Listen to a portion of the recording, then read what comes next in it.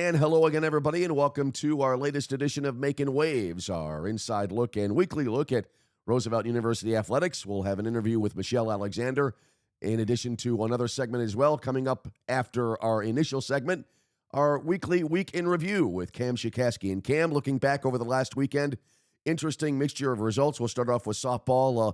They were supposed to have played a pair of doubleheaders this past Saturday and Sunday. Saturday, a great spring afternoon. They were able to play two against Purdue Northwest, got a great split. Couldn't play Sunday, but either way, getting a split in that opening set of games, I thought was a great result, especially given the fact that the first game gave up a couple of late rallies, and it turned out to be more one-sided than you might think early on or may think looking at the box score. But in the end, they were able to bounce back and get a really great victory in game number 2. Yeah, absolutely. I think something that we've talked about throughout our time doing this podcast this year, we talked about it with basketball, right? When you go on the road, you're playing 2 games, you want to try and get a split, or even in baseball, softball, whatever it is. And of course, you're at home, you want to win every game you play regardless. But the way that they responded, like you said, that score ended up being a larger margin of victory than the game at least played out in those first few innings. They only registered 2 hits in that first game. And, when you kind of lose, a thumping like that, it can be tough because there's only 30 minutes or so in between games, right? It's a quick turnaround.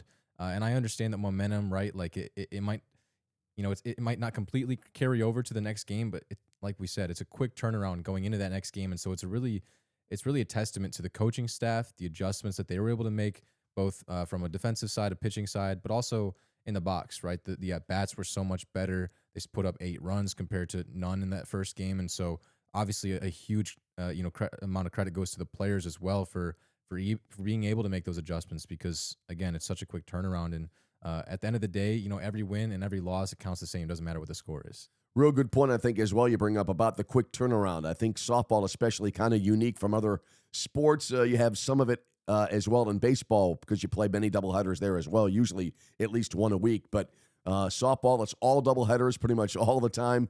And you do have a quick turnaround. You have one game, it ends, and you have to kind of try to digest the result and then kind of determine what you want to do in the next game all in a very short amount of time. The 30 minutes goes really fast. Absolutely. I think thinking back to when I was playing sports, when I was a kid, I played soccer, and we'd have weekend tournaments and where we might have 2 games in a day.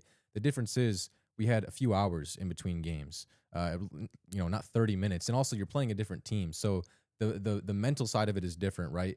When you're playing that same team for the same time and, you're playing 2 games in the span of 4 hours or whatever it is, it's if you're a pitcher going up against a batter for the second or third time, right? How are you adjusting? How is the batter adjusting to you? And then if you're seeing the same pitcher or if the defense is lining up differently, it's just it's a real challenge from a coaching perspective too, because you have to kind of especially in the way that these 2 games played out this weekend, right?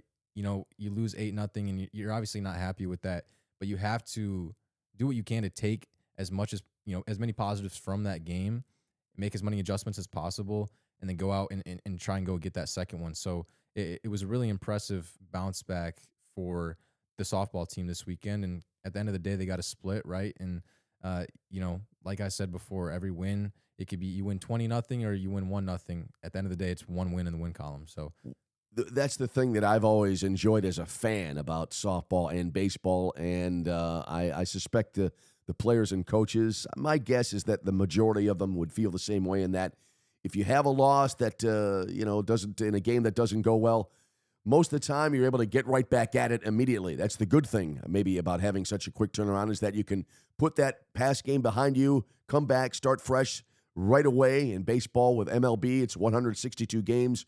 You get to play the next day for 6 months, basically. So you don't have a lot of time to be able to sit around and look back and dwell on a previous game that might not go well. You can get a chance to turn it around really quickly, and that's what the team did on Saturday. Yeah, I think if you're playing sports, especially at the collegiate level, you're a competitor, right? And so I know for a fact every single player on that roster wanted to get right back out there and see what they could do. And that's what makes baseball, softball so interesting is, especially, looking at the MLB level, of course, you're playing 162 games, you're playing 5-6 times a week, whatever it is. But at the collegiate level, you're playing 4 games in 3 days. Or in the case of when, the teams were down in Florida, they're playing about 10 games in 7 days. And it's mentally taxing, it's exhausting, but at the same time, they'll look back and think, wow, these are the best times of my lives because like every one of these players loves the sport they're playing, and it's just so unique. The challenge of you have a rough game, right? Maybe at the plate you go 0 for 4 and strike out 3 times. Well, you get another chance 30 minutes later to step right back into the box and correct all those wrongs. So it's it's it's a unique challenge, I'm sure, for all those players. But I know the competitor inside of each and every one of them was ready to get back out onto the field after that loss in that first game, and we saw what they can do. We saw what they're capable of. Again, I keep harping on the same point, but it's just a really impressive comeback, especially considering the way that they lost that first game. Well, and everything's so important as well. It's all magnified because now we're into the conference season. Again, we'll be talking to Michele Alexander about this, but there'll be there's still a few non-conference games tossed into the rest of the schedule, but for the most part, overwhelmingly conference season. And when you drop a game one like that in the doubleheader, getting back a game number two almost becomes a must because you just don't want to fall that far behind that early. Dropping too early on would have been obviously not unovercomable, to use a little bit of a cumbersome word, but either way, those are games that they're precious, and every time you can come back and at least gain one. The old saying is, after a doubleheader, if you lose the first game, you get a split. It's kind of a successful day, and that's what happened Saturday. Once conference season comes around, the intensity is ratcheted up in each and every single game. These are familiar opponents, right? You played them last year, and you're playing them, one after another. And we'll talk about baseball in a second, but you're playing these teams that are some of the best in the country. You're going on the road and playing 4 games in 3 days, whatever it is. And we talked throughout the basketball season with both head coaches. In their case, it's a little different because they get to play that one game and they'll see them later down the road. But at the end of the day, yeah, if you get a split, you feel good, right? You can beat that team.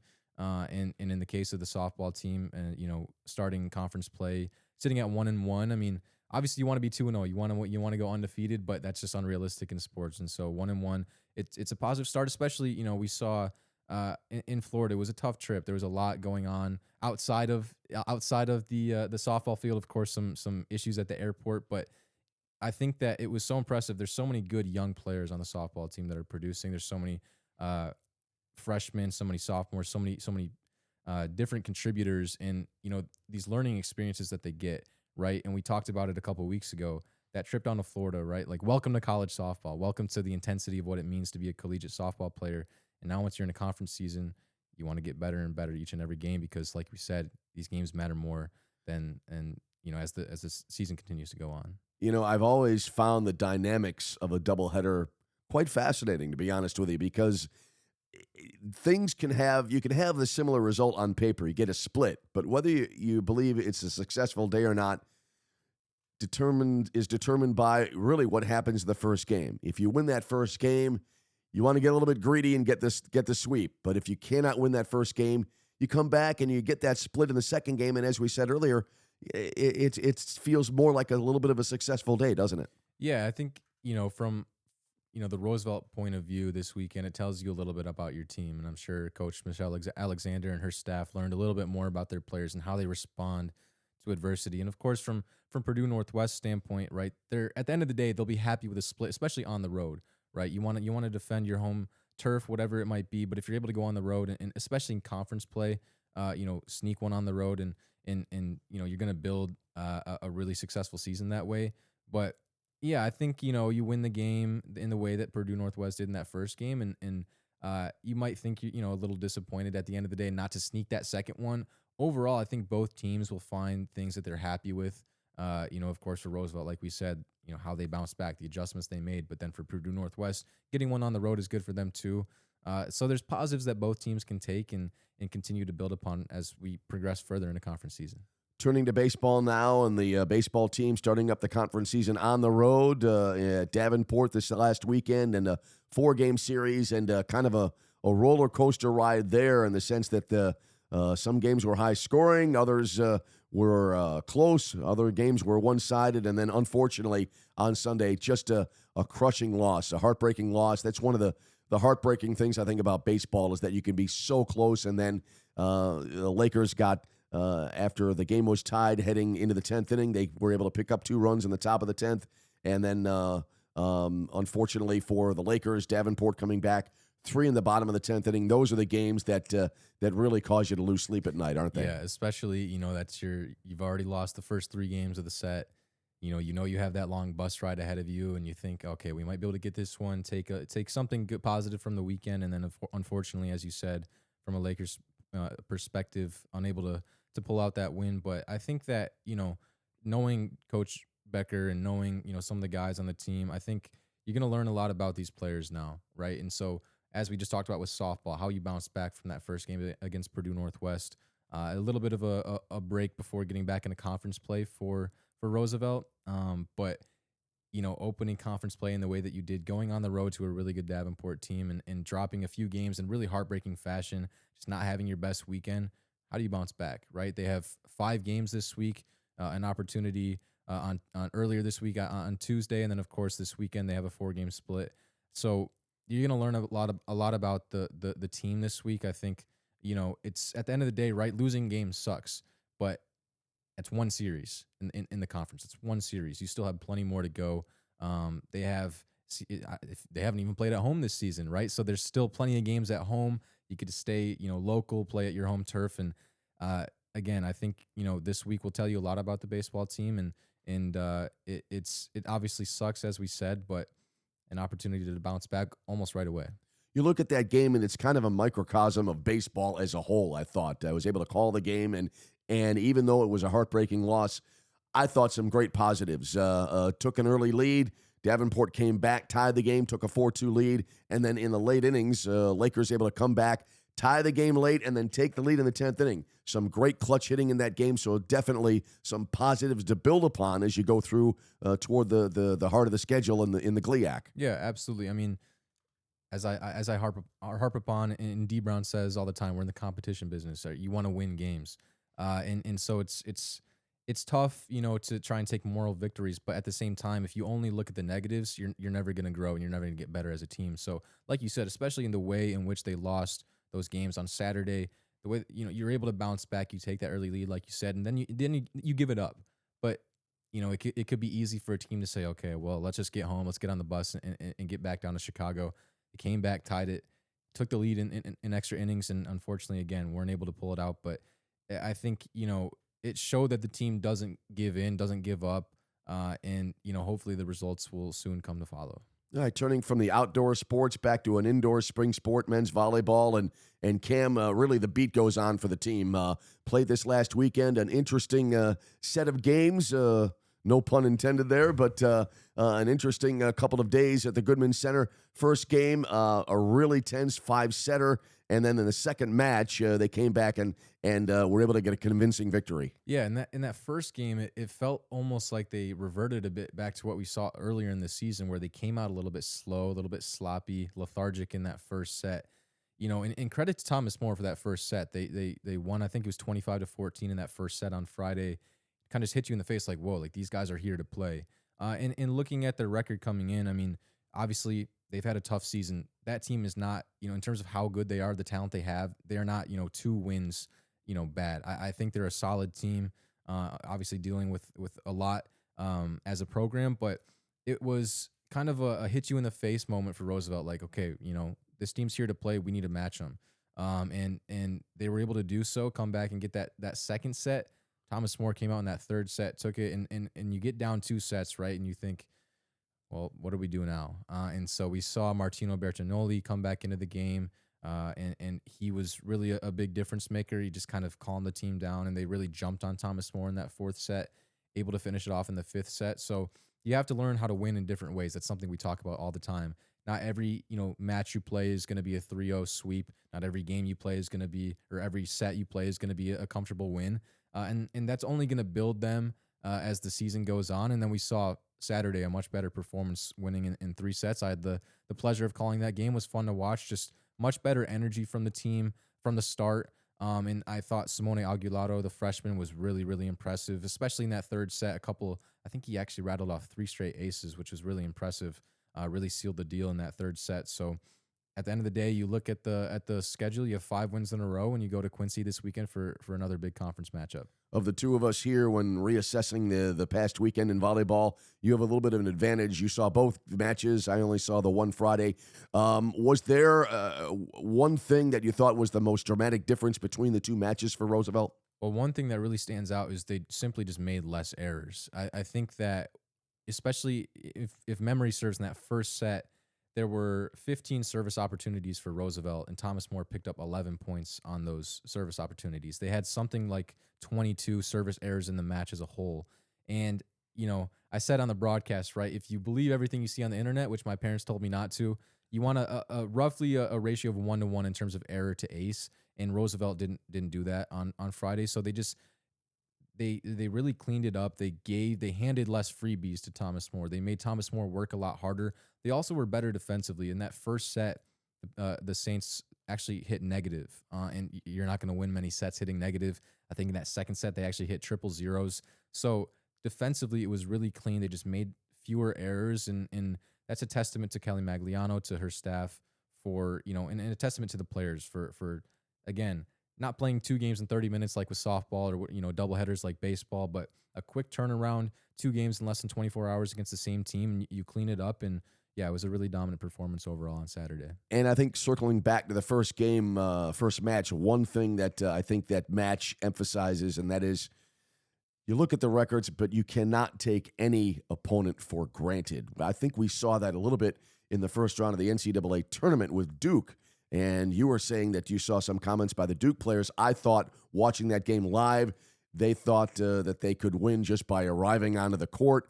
And I think you mentioned that some of the players even admitted that they thought it would be kind of an easy game to win. And when you look back, compare that to the situation that the Lakers were in for volleyball last Friday. You look at the standings in the GLVC, and Thomas More had not yet won a match, and you're thinking, okay, not much of a problem here, but you can get a rude awakening real fast. Yeah, absolutely. I think they kind of got that on Friday, and I don't think that they came in, with an arrogance or anything about them. I simply think that Thomas More played really well, and again, that little bit of lethargicness, if that's a word, a little bit lackadaisical in that first set overall, and Thomas More is ready to play from the get go. And again, I think it's a I keep saying the same things. You have to learn how to win in different ways. Like, that's just, it is a fact. It's true, especially as the conference season progresses, right? You find yourself tied for second place right now. Every game's going to get even more important, conference standings, right? And they're really chasing something special this year. The team is really in a groove. And, as I said earlier, go to Quincy this weekend, a tough opponent. It's going to be a really, really intense matchup. I'm excited to watch, but, yeah, 5 wins in a row. The Lakers have momentum right now, and hopefully they carry it into this weekend. Already able to take a swing here through both outdoor and indoor sports. Also, as the weeks go by here on Making Waves, be talking as well about the other spring sports, golf, and the other sports as well as we go through the spring. It's the end of the season, actually, is not that far away, but still a lot to talk about. Yeah, absolutely. I think it really comes fast and furious, and then all of a sudden it'll be the season over. So I'm excited for these next few weeks. I'm excited to see what the track and field team does, what the golf team does, as you said, the dance team, hosting a showcase this weekend as they prepare for nationals and making the step up to the Division II level. So really exciting times. It's a pleasure and a blessing to be part of it in some little way. Obviously, I'm not on the field or the court, so but yeah, just to be a part of it, and it's really special, and it's an awesome time to be a Laker. Alrighty, Cam, we'll wrap up our weekend review segment on that note. Thanks for being with us again this week. And we're going to pause, take a quick time out. When we come back, we'll have our interview with Michele Alexander, softball coach here at Roosevelt University. So stay with us. Much more to come on this edition of Making Waves. And welcome back as we continue on another edition of Making Waves, our weekly look at Roosevelt University athletics, joined now by Michele Alexander, Roosevelt University softball coach. And Coach, thanks for joining us again this week. And it's been kind of a roller coaster ride for you so far this season. A little bit of a travel adventure heading to Florida and then back. And in the end, so far, how do you assess the season as it has gone along to this point? Yeah, absolutely. It's been fun. I think challenges create opportunity, and the more adversity we have to face, the stronger we're going to be later on in the season. And ultimately, conference is what we're shooting for. We want to be at our best at the end of the season, and I think we're right on track for that. Do you feel that the team is making that progress that you want to be able to be playing the best softball as the conference season comes along? Absolutely, and we're historically a team that gets better in game 2 all the time, like, that's all we did last year, so, that's what we saw against Purdue Northwest. We struggled a little bit at first, and then we came back and got the second one, so I expect that to be a trend where we get better and better as we go, and it's exciting to see the younger players step up, our returners step up, and everything's kind of becoming cohesive. Going back all the way to the start of the season, very early start this year, late January at the Dome, playing Illinois Springfield, if I can recall correctly. And do you find that an early start like that is beneficial? I'm 50-50 on it. I think it definitely broke up the monotonous of being inside, being in the dome. I really enjoyed having a game that early, and I think that comes with challenges too, right? Are the pitchers ready? Are the hitters ready? So we came into it with the mindset of whatever's going to happen will be, and we use that as an opportunity to learn and get better from it, and that's exactly what they did. Opportunity to gain some experience as the season goes deeper. You can draw back on that early experience to help out the team later on, can't you? Yeah, absolutely. And we kind of we made our practices based on those two games, and it points out weaknesses, it points out strengths to build on, and it was just a fun day, and that's kind of what we're looking for is to stack as many good days as we can. Then you progressed through the trip to Florida, and we alluded to it a moment ago. Had some little bit of a travel difficulty. I was telling you before we began recording. Been there, done that. I played. I worked with a team way back when, and we had in 2 seasons like 4 or 5 layovers, 7, 8 hours in Denver, and you had a similar situation here. But as you said, able to overcome it. Then you head to Florida, and while the record, I assume, you would like to have gotten some more wins, but there were some games there, some heartbreaking losses, some very close games where the result might have been a little bit different. Yeah, they're all moments, right? There are moments that we can build on. There are moments that we can learn from. The record might not show as many wins as we truly had. We had so many players step up and unique and different opportunities that they wouldn't have gotten if we didn't go down there. So I don't regret going down there. I don't regret even the losses. I think they're all moments that will shape us for the rest of the season. I think we mentioned this last year when we talked about the trip to Florida. I made that trip, and it's a whirlwind. Even after the travel, you get there, it's basically 10 games in about a week.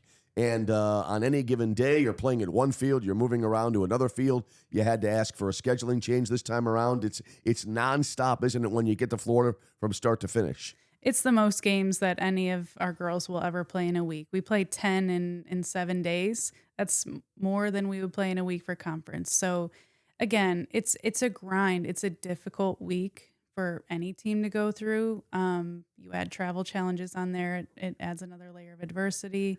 So it's about enjoying the little moments. And I keep saying that, but we were in 80-degree weather where it was snowing back home. So there's always silver linings. There's always positivity that you can find if you look for it. You talk about enjoying the moments. Is that something you try to emphasize with the team? Is that, obviously you have goals and you hope to reach them, but also kind of enjoy the journey? Absolutely. We talked about this morning, actually. We have 8 months of practice before we actually get to play a game.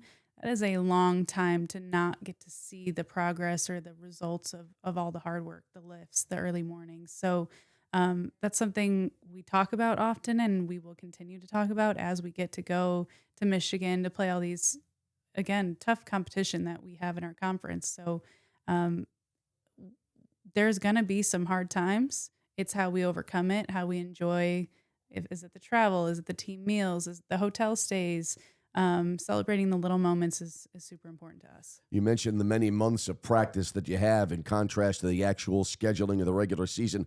What goes into that 8 months? Obviously, practice on the field, BP, pitching, fielding, and that. But I'm sure there's also such things as conditioning and off the field stuff that you try to off the field things that you try to take care of as well. Absolutely. And that's something we really emphasized at the beginning of the fall. We didn't touch a softball for the first 4 weeks. We just spent the entire time working on connection and growing as people first and learning who's right next to you on the field. What drives them? What are their families like? Do they have pets? It's as simple as that to us of you have to know the human behind the player. Of course, they have conditioning, they have lifting, and all of those things also help them grow as a team. But ultimately, we want to create lasting memories, lasting friendships, and things that they'll actually remember over the stats and the wins. You talked about all of the things that go on during the off season, and it's something that I especially notice now being close to the program, and that is that obviously the fans and the supporters see the team when they're out on the field for those 2.5 months, but there's so much extra work that not many people see, isn't there? Absolutely. I mean, and I'm lucky that this gets to be my day job. I get to do it every day.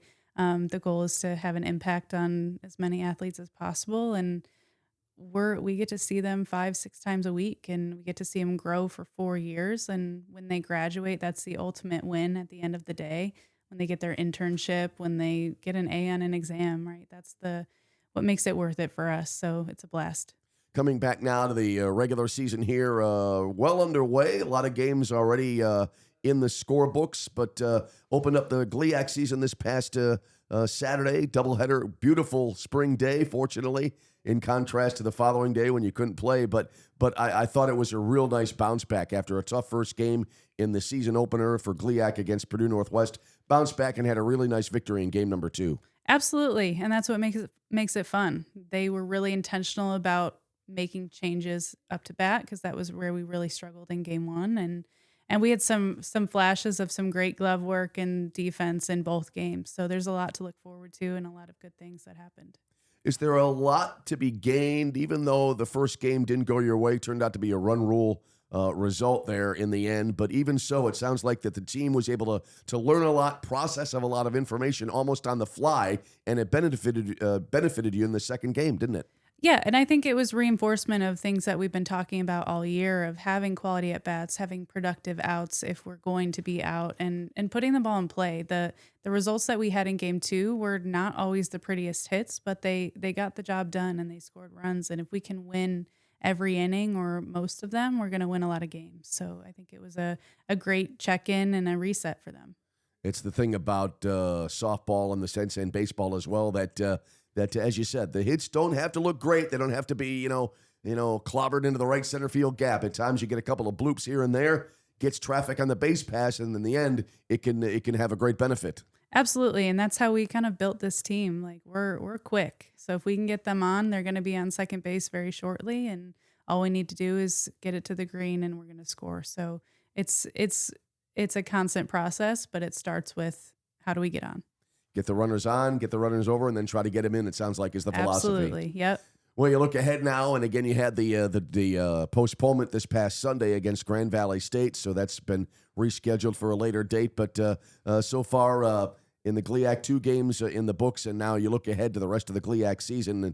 And never easy in the GLIAC, but it sounds like, as always, you welcome the competition. Absolutely. I think we step up to the competition too. We have Saginaw this weekend, and they made a run for it in the tournament last year. So we'll show up and we'll be ready, and whatever happens will happen. But our girls are ready for the challenge and excited to go up there. When you come back, we go back a little bit, if I can, to last Saturday. When you come back after a loss as such as you had in the first game, which I mentioned this on air, those games are kind of strange because you look at the box score. Let's say you didn't see the game, you look at the box score, you see it was an 8-run deficit at the end. It was a run rule game, and you think, wow, really one-sided. But that was a close game deep into the game, wasn't it? Absolutely. I think it was the 5th inning that they really capitalized on some of our mistakes. And offensively, that's where we struggled in game 1, and we didn't make adjustments quick enough. But we were right there the entire time, and that's how the girls felt. It can be frustrating to lose,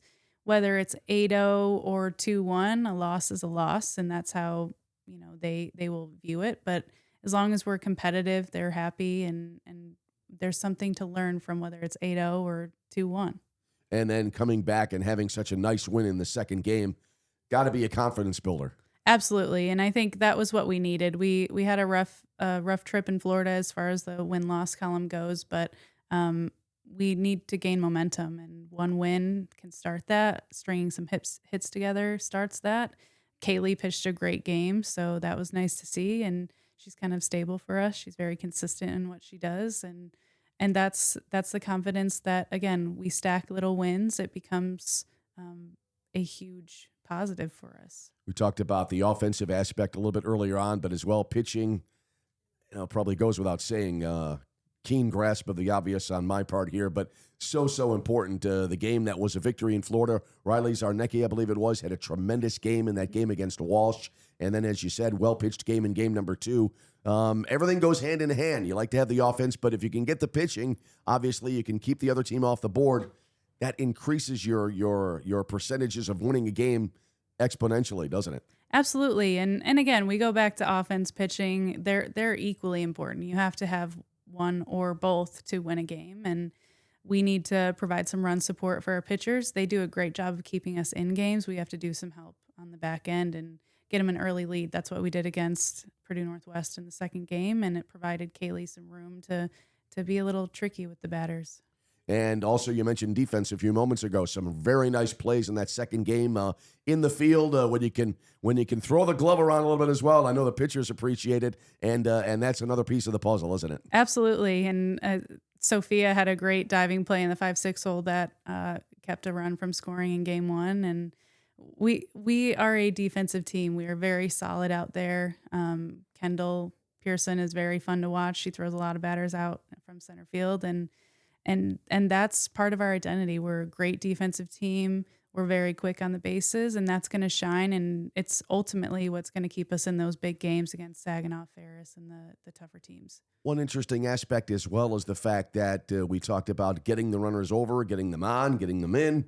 And on the flip side, when the defense can get opponents' outs on the bases, I've always noticed it is such a huge momentum lift, isn't it? It's such an emotional lift, great momentum, because you literally take a run off the board when you're able to get a runner off, when you're able to get a runner out on the bases. Absolutely. And again, it provides confidence for the pitchers that they can throw it, pound the zone is what we say all the time. Like, throw as many strikes as possible, let our defense work. They have confidence that we're going to make the play. So again, it just creates situations that our pitchers can be successful.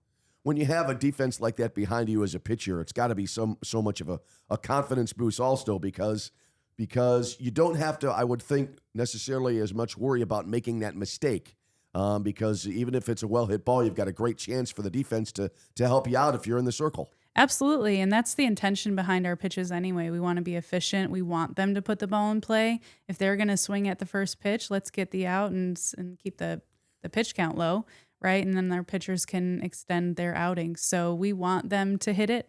Please do, right? Give it to anyone on the field, and we're going to make the play. Well, looking ahead now, resuming the conference schedule this weekend in the GLIAC and starting to travel a little bit as well. So how do you see the coming weeks here as we start to really move into the heart of the conference season?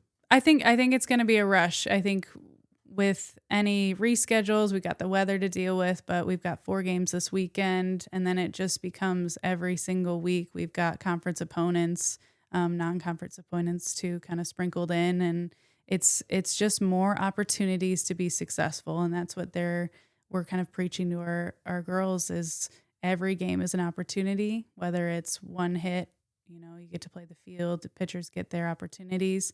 And it is time to step up to the plate and trust the preparation that we've done for the past 8 months. Talk about the number of games, and it sounds like, judging from what you say just now, that the number of reps just helps and helps and helps trying to get you where you want to go. Absolutely. The more live pitching that we can have, the better. We can only do so much of that off of our live pitchers because we've been doing it for 8 months. So they know there are tendencies as pitchers and hitters, and it becomes a fun challenge for us. But the more we can see different pitch types, rise balls, change ups, drop balls, the better they get at recognizing it. And again, we play every team 4 times. So everyone only has so many pitchers. The more information we have, the better we're going to be. You mentioned about playing each team 4 times. When you get toward the end of the season, is it a case where all of the teams are real familiar with each other and it's kind of a little bit maybe more of a challenge to try to dissect what you maybe need to do in a game to try to get a good result? I just think the games are more fun. There's going to be a little bit more offense because people know the pitchers that we're facing, and it becomes a more explosive game than early in the season where it's usually closer. So I enjoy it. I think it creates more opportunities for coaching decisions and strategy because you have different matchups swing types, all of those things. You mentioned the offensive output. It sounds like it increases. Have you noticed that in your time, both as a player and a coach over the years, that as you go deeper into the season, as you said, the hitters get to know the pitcher's habits a little bit better, and that obviously improves offensive output where there are, you can see it in the stats, demonstrably more runs on the board as the season goes along? I think it depends on the hitter. Some people get better and better as they get more information. Other people just like to go up there and hit. And I think usually the pitchers are ahead of the hitters early in the season. Um, I would expect it to be no different now. How long do you think does it take for the hitters to catch up? You mentioned that the pitchers are ahead at the start of the season. I think that's true in MLB as well. And does it take a lot of time for the hitters to catch up, or does it happen fairly quickly? A little bit of both. Again, like I think a couple games they're gonna feel it's like riding a bike. They're gonna feel more confident in the box. But when you're talking about conference opponents, I think once you see every pitcher once, you're going to be more confident and you're going to be a little bit better each time. All right, Coach. Well, thanks for joining us again this week as we wrap it up. Good luck this coming weekend as the season schedule continues, and we'll be there to call them for the most part the rest of the way. Awesome. Thanks so much. All right, Coach Michele Alexander with us. We're going to pause, take a quick time out, and be back with more right after this on Making Waves, so stay with us. Lakers fans, I now have the pleasure of being joined by Roosevelt Baseball's Max Bowers. Max, thank you so much for being here. Before we get started, I just want to give you a quick opportunity to introduce yourself to any Lakers fans that aren't familiar with you already. Hi, everybody. My name is Maxwell Bowers. I'm a junior. I'm a business major. I play on the baseball team here at Roosevelt. I'm the left fielder, and I'm from Lathrop Village, Michigan. Awesome. So, again, thank you so much for joining us. I want to start talking about the season. You guys sit at 7-16 right now. You just played, and obviously, you look at the record, not maybe where you guys want to be, but I just want to ask you from your perspective, because from my perspective on the outside, I'm not playing in the games. Obviously, I might have my take on things, but you're on the team, you're on the field every day. Kind of give me your just perspective on the season so far. Yeah. So, it's a brand new group of guys this year. A lot of new guys on the team. Any season where you introducing a whole bunch of new guys together, it's a sort of a learning process. You know what I'm saying? I feel like, we're still feeling each other out, still learning how to, win games. But at the same time, we're in the process of like growing closer, becoming friends with each other, building chemistry. And, it's a long season. We've had our fair share of struggles early, but also we've played a good deal of competition. Especially when we went out to Florida, we played some pretty good teams out there. But now it's like it's go time. Conference started last weekend. We played Davenport. Unfortunately, we dropped 4, but we had a couple good games in there, and we know that we can compete with these teams. But like I said, we're still, in the learning process, still trying to learn how to win games. And I feel like we will reach that point eventually throughout the season, as long as we just keep our heads down and keep going hard, keep grinding. Yeah, you kind of took the words out of my mouth. You guys have played a really tough schedule so far, especially like you said down in Florida. It was the same for the softball team. They went down to Florida as well, had a tough trip, but really, really good competition. You spoke a little bit about, it's a new group. You guys are coming together, still finding each other, feeling each other out, becoming closer as a team. In moments like that, especially this Davenport series this past weekend, right? Especially that last game was a really tough loss. Took the lead in extras and unfortunately weren't able to get the win. How important over the course of the season, especially now that you hit the conference portion of your season, is that kind of team unity, that team bonding in terms of pushing through adversity? Oh, yeah. That team bonding, that team chemistry is everything in terms of winning games. Like, when it comes down to it, you need to be out there playing for each other, playing for your brother, playing for the man next to you. That's what really separates lower teams from higher teams. When it comes down to it, you in a tight game scenario, that true, need to get this done for my brother, get this done for my teammates, your teammates in the dugout rooting you on, like that team chemistry, team bonding is everything when it comes down to it, especially in the big games. Yeah, that's something I've talked to a lot of the coaches about, and just the importance of unity, not just from the coaching staff to the players, but especially the players to the players. Because ultimately, like you said, for your brother, for your teammate, working for them, not just for yourself, I think that makes a difference a lot of times. Absolutely. I kind of want to ask you individually. Obviously, you transferred in to Roosevelt. You came from Jackson Community College back in Michigan. Just what's kind of been the difference? Obviously, a step up in the level you're playing at. What's kind of the biggest differences that you've noticed so far coming in playing here at Roosevelt? Yeah, in my experience, it's been a bit of a stepping stone for me. I'm in a process. I've seen a lot of success in my career, and I'm kind of, I don't want to say I'm struggling a little bit, but like in terms of what I'm used to and the success I'm used to having, I will say that the season has been a bit of a struggle so far. So it's a bit of a I'm trying to work my way around obstacles. It's a learning process again. I'm away from home, meaning I'm away from my hitting coach, who I was able to see, consistently throughout the season, and away from family and stuff. They can't make it to as many games. But, another part of that, coming from JUCO, coming from community college, that's kind of something you kind of learn how to do. You learn how to do things on your own. The only way you could get work in, we didn't have like team lifts and Right. all this team. Like if you getting work in and you want to make it to that next level, you doing stuff on your own. So, I kind of learned that throughout my process in community college. I also grew a lot in my faith, my relationship with God. So thank you to my Lord and Savior, because I've come this far because of him. And, just learning how to really take that extra step and, get extra swings on your own, get a small group of guys and go put that extra work in. It goes a long way, a huge way. And I even need to be better with that now. Like I said, I'm going through my struggles, but, as long as I know that as long as I keep my head, in the right place, stay focused, do what I need to do, then whatever happens out on the field happens. You know what I'm saying? Yeah. Like, as long as I know I did my part and put the work in, I'll be good. And, I'm still super confident about the rest of the season and how I think it's going to go. And, I'm excited to see, what's in the future for us. Yeah. I think it's a testament to you, the expectations that you might have for yourself, because you look at your slash line, you're hitting 275. At least if our stats are correct, 275, your OPS north of 740. I had the task of doing all the bios on our website. And so I was able to look back at your stats over the last couple of years. And as you said, you've enjoyed a lot of success. You had a really good career, really good 2 years at Jackson Community College. And one thing that really stands out to me, like you say you're going through struggles, and from my point of view, you look like you're doing well. One thing specifically, again, if our stats are correct, you have 15 stolen bases on the season. And I haven't played baseball since 6th grade. I was playing a rec.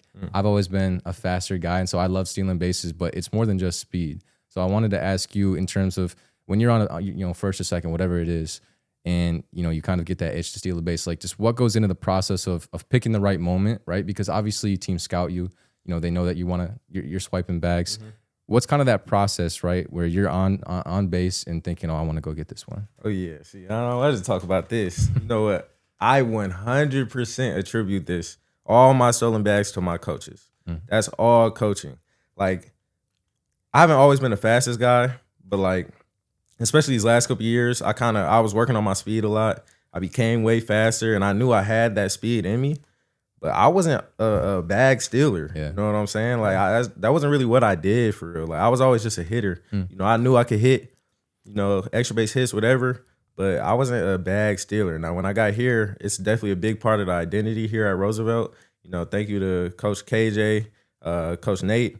Like there are at least half of my stolen bags, I'll get to first base, and it's literally our hitting coach walking up to me like, "This is a good pitch to steal on." Yeah. And then I go to that next pitch, and I'm safe. I know I have the speed for it, but there's a whole nother psychological part of the game when it comes to stealing bags. Yeah. Picking the right pitches, right situations, right counts, all that stuff. It's so important. And I have to really thank my coaches for that. We also have, watches. I get signs from coach. You get a signed green runner, letting you know, those good counts to steal on. And, ultimately, they've given me so much game on how to improve my, or really utilize my speed more in different aspects of the game. And I really thank them for that, because adding those stolen bags brings a whole different level to my game that I didn't have before. Yeah. I think, baseball is so unique, in my opinion, in terms of the analytics, the scouting, everything that goes into it. So it's interesting to hear you talk about your coaches. I want to ask you now about your approach in the box, because that's a whole nother story.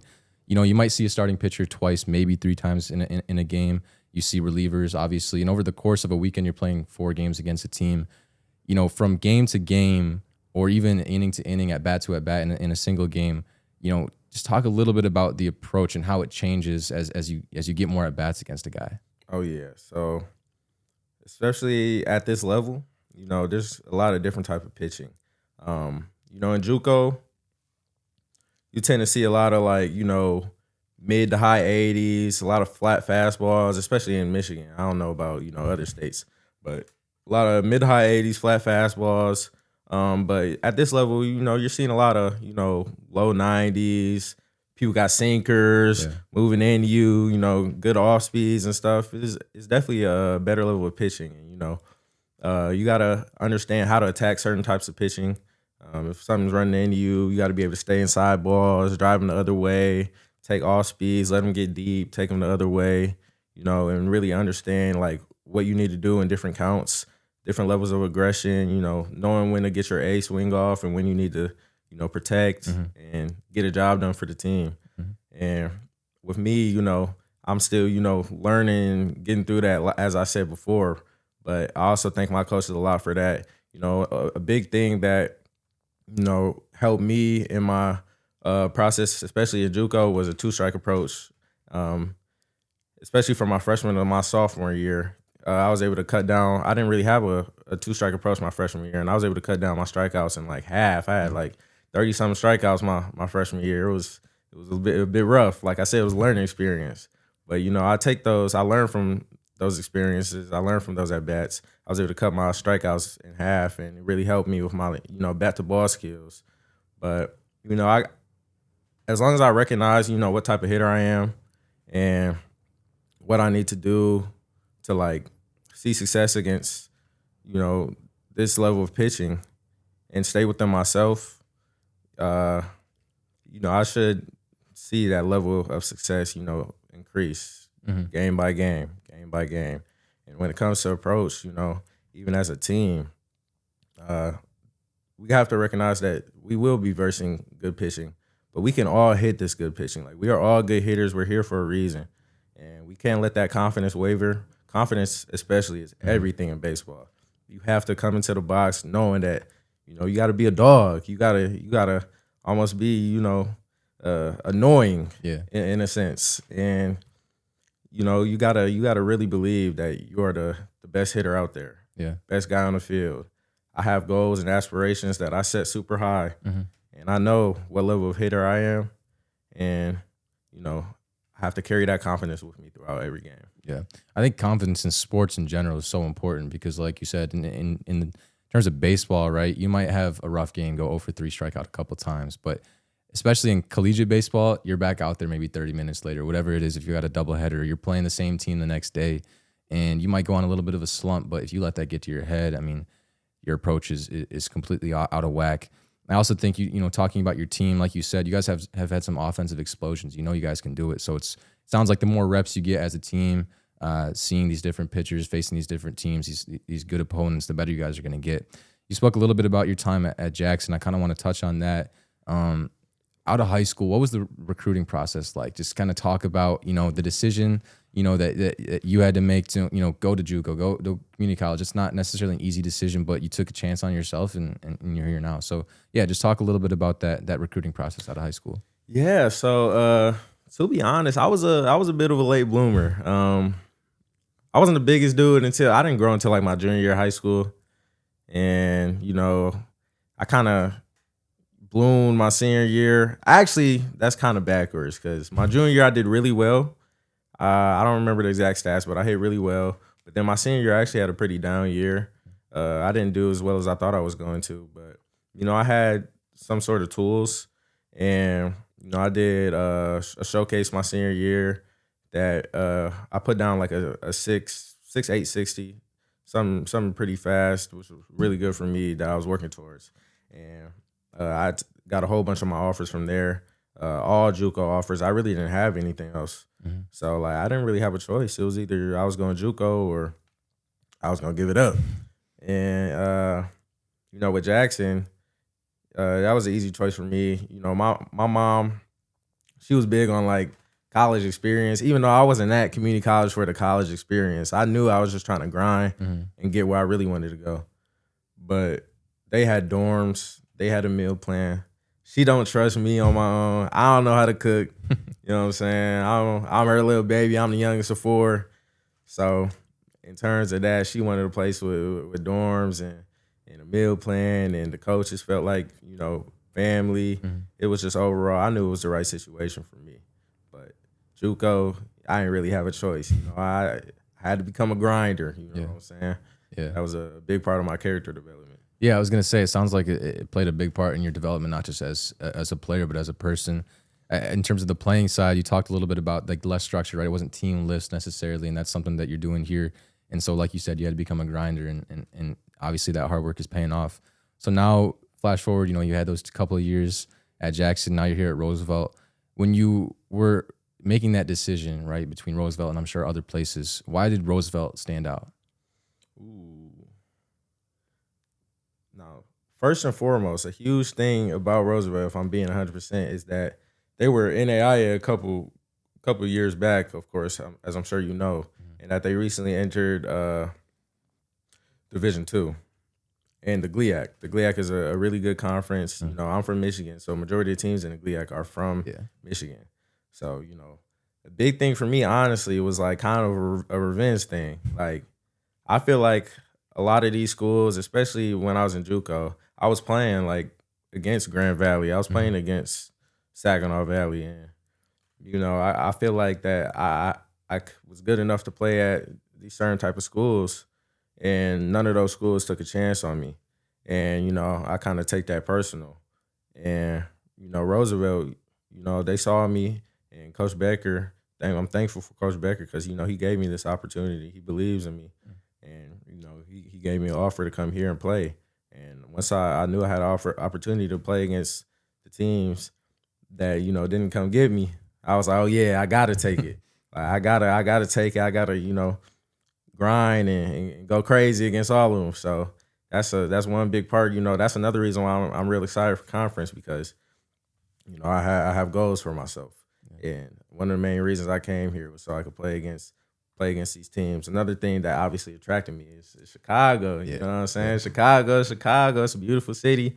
Now, my experience with the winter, you know, I don't know if it's worse than Michigan, but it's up there. Oh, you know, they say the Windy City. The Windy City ain't no joke. That's for real. Yeah, that's for real. So I'm a bit tired of the weather. Yeah. But they say Chicago summers are beautiful. Oh, so, yeah. You know, I'm really excited to experience Chicago in the spring and the summer. You know, maybe be outside a little more, you know, instead of cooped up in the crib all the time. Even playing baseball in better weather, you know, I'm excited for that. But the main things that attracted me were, you know, the city, situation, and the conference. Yeah. I mean, as we talked a little bit off air, I'm from Michigan as well. So being from Michigan, first the GLIAC, like, you know, I played soccer throughout my whole time, my whole high school career, whatever. And I got to know a lot of those coaches and a lot of the players that were playing at those universities. So that's something I can relate to in terms of I know how good the GLIAC is. And I can understand that feeling of, you know, I know I'm good enough to play those teams. So the revenge aspect in a sense is cool to hear about. But then in terms of the weather, yeah, I mean, I've been down here, 4.5, 5 years now. And Michigan's cold, don't get me wrong, but it's something about the winter's different here, right? That's the wind is different. That's but what I'm saying. like you said, the summers are unbelievable. So you definitely had that to look forward to. Wrapping up, my last question. I know you haven't been here for super long, but so far in your time at Roosevelt, what's kind of stood out to you the most?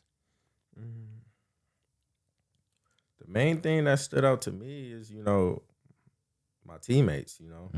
I feel like, you know, we've grown as a family. I've met a great group of guys.